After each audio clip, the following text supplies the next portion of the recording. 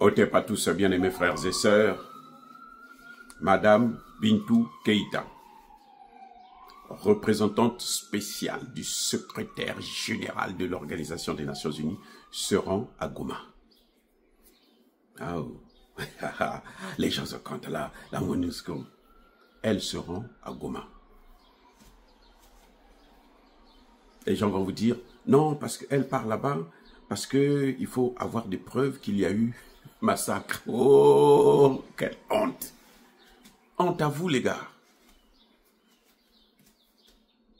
Elle, représentante spéciale, va aller dans un terrain qui est aussi risqué que celui de Goma, qui est occupé par des troupes armées. Elle va aller rentrer là-bas. Et puis, si elle n'est pas dans son eau douce, hey, comme c'est un poisson, quand un poisson rentre dans l'eau, là, il ne craint rien, il n'a pas de problème. Madame Bintou Keïta, l'Organisation des Nations Unies, ils sont complices de ce qui se passe en RDC.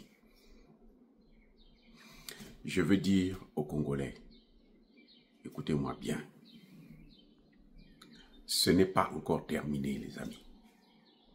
La balkanisation, là, ils n'ont jamais dit que c'est fini. Ils n'ont jamais dit que c'est ça, on n'en a plus besoin, on ne va plus le faire. Non.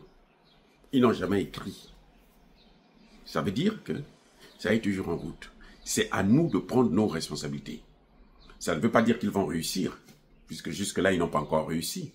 Ils ont réussi à infiltrer le Congo. Le Congo, tout le Congo, l'administration de l'armée est infiltrée par les Rwandais. C'est pour ça d'ailleurs vous voyez tous ces échecs-là. On en parlera dans une autre vidéo. Bref, les Nations Unies sont là depuis 25 ans pour empêcher justement ce qui s'est passé à Goma, à Bukavu, et ainsi de suite. C'est ça le rôle des Nations Unies. C'est pour ça qu'ils sont là. Ils ont envoyé, ils ont plus de, je ne sais pas, 15 à 20 000 soldats, casques bleus, face à 4 000 Rwandais de merde. S'ils n'ont pas pu, c'est qu'ils sont avec eux. Ce sont des amis. Vous n'avez pas vu les Français, Italiens, Allemands dans le Sahel, là. Ils n'ont pas pu éliminer les terreaux au Mali, là, le nord Mali. Là. Ils n'ont pas, les armes. Vous voyez, ils sont en train de faire la guerre avec Poutine, ça fait 3 ans. 3 ans. Ils n'ont pas arrêté. Ils continuent à se battre. Oui. Avec les terreaux au Mali, là, ils n'ont pas pu tenir. Les terreaux les ont écrasés, ils ont pris là, le nord du Mali. Tout le nord du Mali. Il a fallu que Assimi Goïta vienne avec une petite armée. Une armée démunie de tous les moyens. Et qu'il a réorganisé seulement. Et puis les choses sont passées. Donc les Nations Unies que vous voyez là. Parce que à l'époque, au Mali, il y avait plus de 22 000 soldats. Casques bleus, européens, américains, tout ce monde-là. Ils n'ont pas pu vaincre 2 ou 3 000 terreaux. Alors dites-moi, vous attendez quoi de Bintou Keïta? Bintou Keïta va là-bas pour aller rencontrer Kabila. Kabila va lui donner de l'argent. Je vous dis déjà le schéma. Hein. Elle va là-bas, elle va rencontrer Kabila et tout. Kabila va lui poser des questions. Mais comment ça se fait? Toi, tu n'agis pas au niveau des Nations Unies pour que moi, je puisse revenir au pouvoir à Kinshasa. Parce que Kabila, lui, son obsession, c'est revenir au pouvoir à Kinshasa.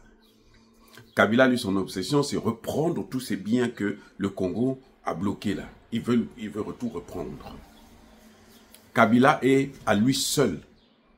Il pèse 7 milliards de dollars américains. Ça, c'est la richesse de Kabila que vous voyez là. 7 milliards de dollars. Lui qui est venu sans papier.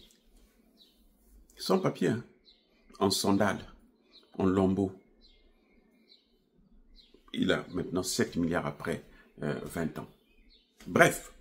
Donc, Madame Bintou Keïta va là-bas pour aller expliquer à Kabila, mais comment se fait-il que moi je suis venu ici? Déjà, toi, tu viens en retard, depuis tout ce temps, tu n'es pas venu, et tout.